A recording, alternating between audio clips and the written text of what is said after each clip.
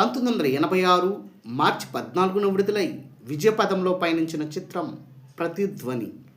B గోపాల్ని దర్శకుడిగా పరిచయం చేస్తూ మూవీ మొఘల్ డి రామానాయుడు నిర్మించిన ఈ సినిమాలో ఊర్వశి శారద, అర్జున్, రజని, శరత్ బాబు ప్రధాన పాత్రలు పోషించగా చక్రవర్తి సంగీతం అందించారు.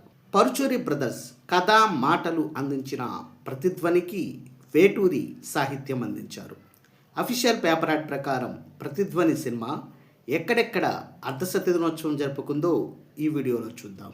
వీటిలో కొన్ని డైరెక్ట్ సెంటర్స్ కాగా కొన్ని షిఫ్టింగ్ సెంటర్స్, మరికొన్ని లేట్ రిలీజ్ సెంటర్స్ అని గమనించగలరు.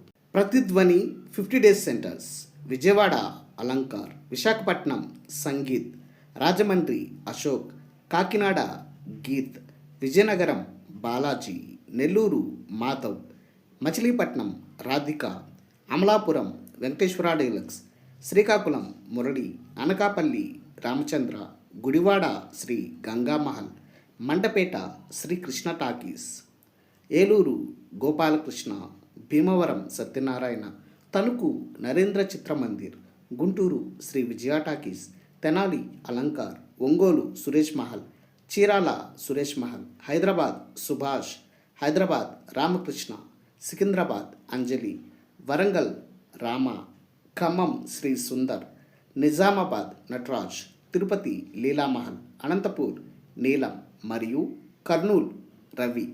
డియర్ వ్యూయర్స్, అప్పట్లో ప్రతిధ్వని సినిమాని మీరు ఏ టాకీస్లో చూసారో కామెంట్ బాక్స్లో పోస్ట్ చేయండి.